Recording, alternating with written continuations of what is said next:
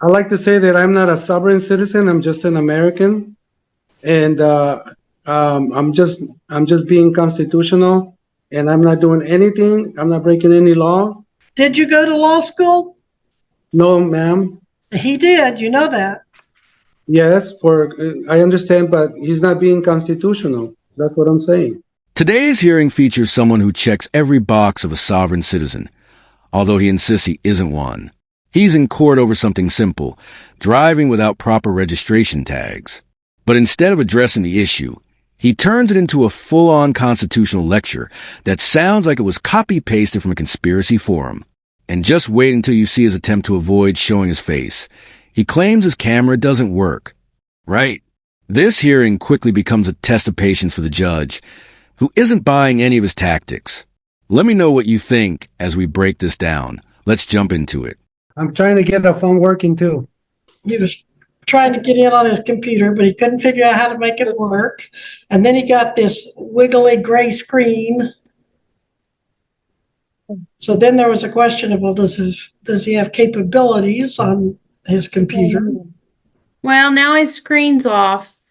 So if he'd start the video again. Mr. Abel, did you say you can use your phone? Just go ahead and come in on your phone. I'm on the phone. I'm on the phone already.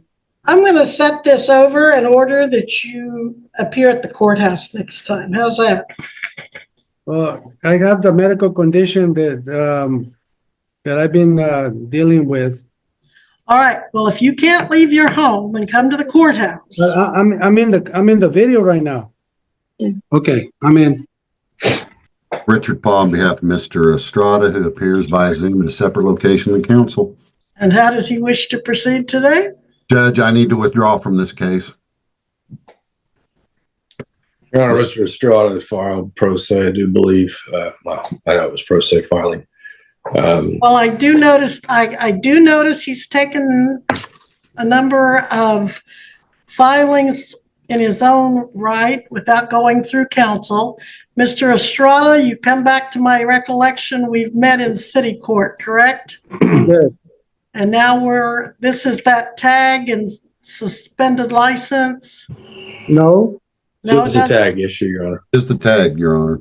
All right. I believe Mr. Paul is requesting to withdraw based upon the essentially sovereign type citizen claim filed by Mr. Abel. Well, Mr. Estrada, excuse me. And also, there's been a total breakdown in communications, Judge. He files his own motions. I cannot represent him. he's okay. All right, Mr. Estrada, you were appointed an attorney. Apparently at one point you wanted one, or maybe we gave you one and you didn't want one. No, that's not it. Excuse me? I'm sorry, that's not it.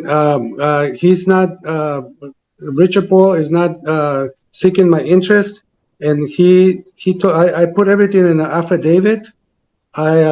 He's not representing me. He's actually judging me before, just judging me before I even go into court. He's not listening to my paperwork, so he decided he doesn't want to represent me. So I still need to be represented. Well, Mr. Paul, you're allowed to withdraw. Thank you.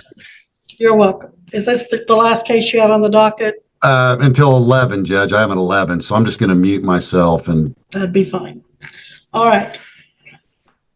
Now, I think you are going to have the same problem with any other attorney that you had with Mr. Paul. Mr. Paul, from this court's experience over the years, is a very competent, diligent attorney.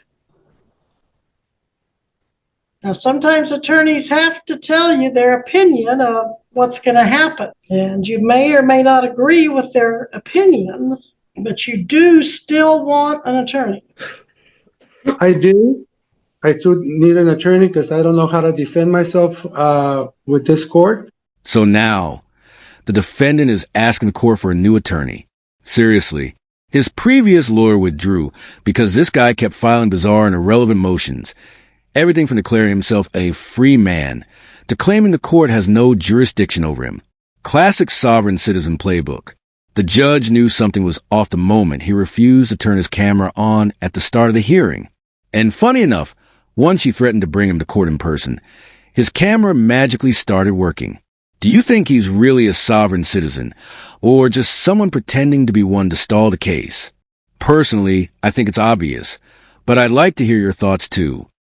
And also, I have a thread of the communications that you can see it, and I'm not getting represented correctly. I'm sure he's a competent but attorney, but I proceeded to give all my information, all my laws, and he All of doesn't your what? Your laws? the laws, the Constitution. Your Honor, So, Your Honor, could I say Please. something, please?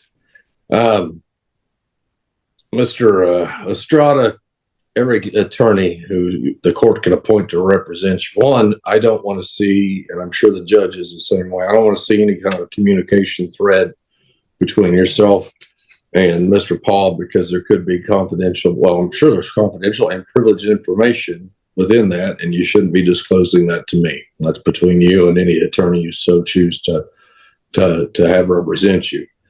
But I believe most attorneys, or all attorneys that the court has available to appoint to you, they are sworn to uphold the Constitution of the United States and the state of Kansas, and not what you filed. That's the attorneys didn't go to your law school, which is kind of what you've set forth. So that's the issue the court's talking about when you're claiming a sovereign citizen. We don't have an attorney who's, I guess, registered to under your rules and laws as you see them. So that's the problem you're going to be running into as far as the attorneys the court has to appoint to you. If I said that correctly, Your Honor. thank you, Mr. Dean. I like to say that I'm not a sovereign citizen. I'm just an American, and I'm just being constitutional, and I'm not doing anything. I'm not breaking any law. Now he's claiming he didn't break any laws. According to him, he doesn't need license plates because he has a right to travel. Here's the problem. He's wrong. In the United States, courts have ruled over and over again that driving is a regulated privilege, not an unrestricted right. That's why licenses, insurance, and registration exist. Sovereign citizens love quoting random legal phrases that sound impressive, but none of it holds up in court. The irony is, this guy fired his last lawyer for not going along with his theories, and now he wants another one, but for what? He won't listen to anyone anyway. Whatever his end goal is, it's not looking good. Let's continue.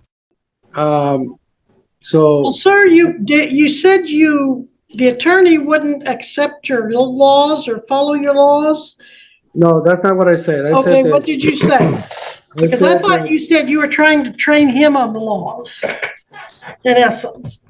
no, I don't. I'm just presenting the law to All right. him, and he doesn't even read my documents that I presented, which is the law. Did you go to law school? No, ma'am. He did, you know that. Yes, I understand, but he's not being constitutional. That's what I'm saying. But you didn't go to law school, so are you sure you know what being constitutional involves? I mean, we all can read the Constitution and understand, yes, but there's a lot involved in interpreting that. Do you understand? I understand what you're saying, ma'am.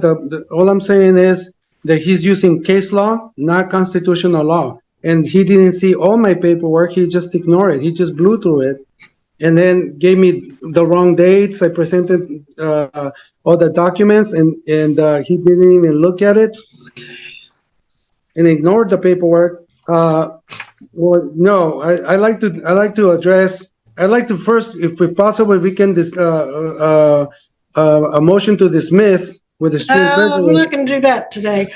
All right, I'm going to one more time appoint you an attorney. Your Honor, could I make a request to the court on this matter? Sure. This case carries a maximum sentence of 30 days.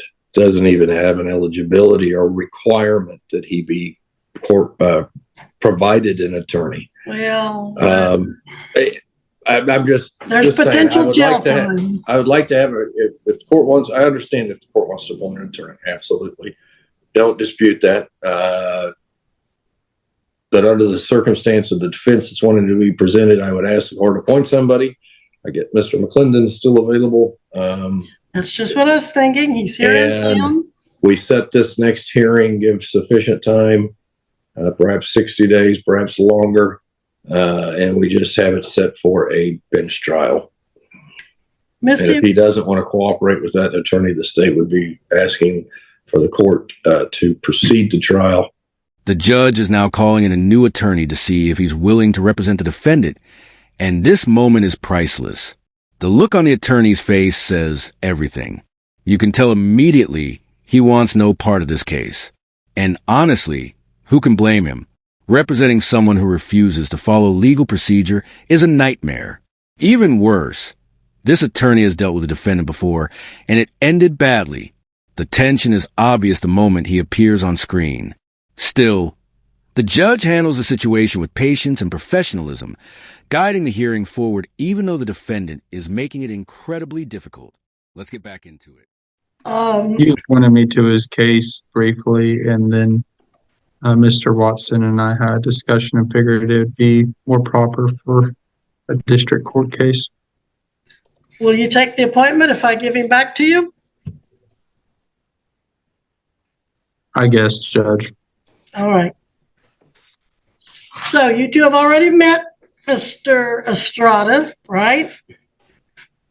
The good news was he got it dismissed for you in city court, but the bad news is for you, it's back in district court. All right. So do you agree, Mr. McClendon, that we ought to just set it for bench trial, or maybe, what do you We want can set to for do? bench trial, Judge. I'm familiar enough with the case. Okay.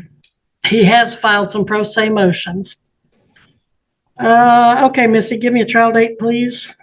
We can resolve those motions at trial, Your Honor. Sure. January 3rd at 11. Does that work? Yeah, it should be fine. Do you want to do that in person, or I guess on Zoom, probably? Well, generally we do them on Zoom. Now, if there's some special reason not to, I would hear the argument, but at this time I'm going to set it for Zoom. That's fine, Judge. All right. Thank you, Mr. McClendon. I appreciate your willingness to do that. Mr. Estrada, I will continue. You're not on bond, but I will continue the order that you reappear for bench trial January 3rd at 11. And I trust you have Mr. McClendon's contact information and he has yours from your I city do. appointment? Yes. You do? All right, thank you. If there's nothing further, we will be in recess on this matter, and you are excused. If you want to see part 2 of this hearing, let me know, because things are only getting more chaotic from here. This case is all the classic sovereign citizen tactics: refusing responsibility, claiming the law doesn't apply to him, and wasting everyone's time with pointless arguments. His new attorney clearly has no idea what he just signed up for, and I don't envy him at all. The confidence his defendant has, despite having no valid legal defense, is unbelievable. Judges hear these arguments constantly, and every time they lead nowhere. In my opinion, the smartest judges don't get emotional. They let these defendants talk themselves into legal trouble, then shut it down with the law. If you enjoyed this breakdown, make sure to like and subscribe, and let me know in the comments if you want to follow up when this case continues. Thanks for watching, and I'll see you in the next one.